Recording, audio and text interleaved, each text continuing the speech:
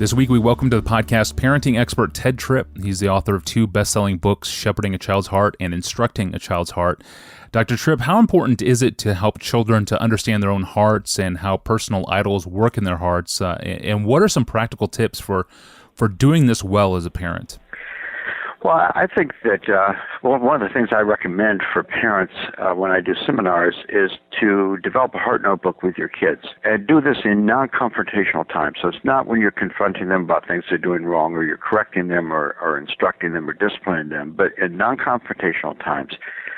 Family worship, for example, maybe in 5 or 10 minutes a day.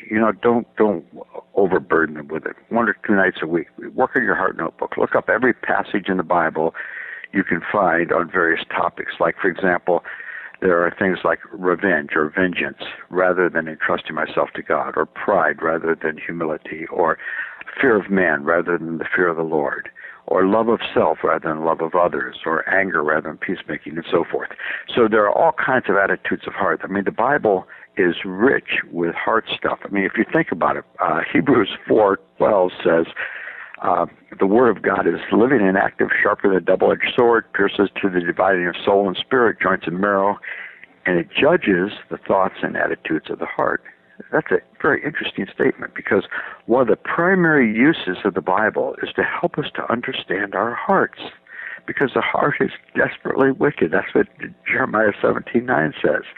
So we need to be wise and understand our hearts. We need to help our children understand their hearts. So I suggest to parents, develop a heart notebook. Look at every passage you can find on these various topics. Write out all the verses on revenge and vengeance in your heart notebook. Whatever you do, don't do a computer printout of all the verses and hand it to them. You want them to write it out, because in the writing process, you're learning. And then look up biblical illustrations. For example, revenge. I mean, you have characters like Joab, who's always going around disemboweling people out of revenge. I mean, it's a vivid illustration of revenge. Get them to give you illustrations. What does revenge look like in an 8-year-old? They'll be able to tell you. Write it out in the heart notebook. My point is that over a period of years, not days or weeks, but years, just pecking away at that heart notebook over time, when kids are school age, let's say 6 to 12, you're working on this heart notebook. You keep adding to it. You're helping your child develop a sense of self-consciousness about internal motivation that then the parent can appeal to in the times of correction and discipline. Margie had a 14-year-old girl came to her at the beginning of the school year. She said, "Mrs. Tripp, I'm having trouble getting along with the other girls at school." Now, that's not very surprising. Pretty common. 14-year-old girls, they're catty. That's pretty common. What followed was uncommon. The girl said, "I know the problem is I'm very self-righteous and proud and judgmental. I think I'm off-putting to the other girls." Now, where does that kind of insight come from in a 14-year-old?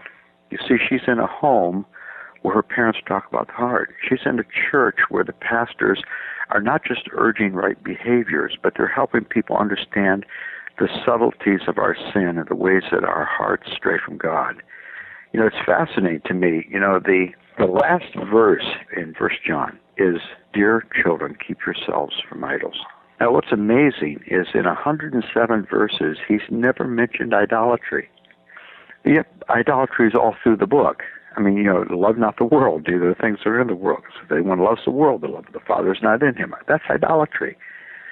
That's the language of idolatry. The contrast is being drawn there in 1 John 2, between loving the world and loving the Father, and loving the things that are in the world, the pride of life, the lust of the eyes, all those things are idol issues. And that's why at the end of the book, he says, keep yourselves from idols. So I think that helping kids grow up with insight into that. So you're not beating them up with it every time they do something wrong. "Oh, you're a problem. You're full of pride." Not that at all. I'm having rich times of Bible study with my kids. We're working on this heart notebook. We're really developing this compendium. I mean, there are almost 700 passages in the Bible about the heart.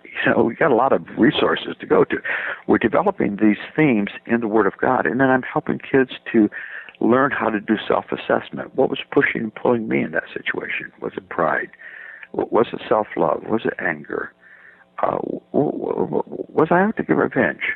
All those kinds of things. Boy, if you can help kids learn to think in those ways, especially in non-corrective times.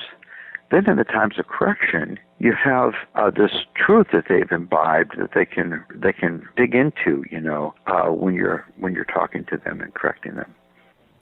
Thank you, Dr. Tripp. That was Christian parenting expert Ted Tripp, author of 2 best-selling books, Shepherding a Child's Heart and Instructing a Child's Heart. Well, tomorrow we dive into controversial waters and discuss spanking and talk about the place of physical discipline in parenting, a hot topic in the news here in Minneapolis for sure. I'm your host, Tony Rankin. We'll see you tomorrow.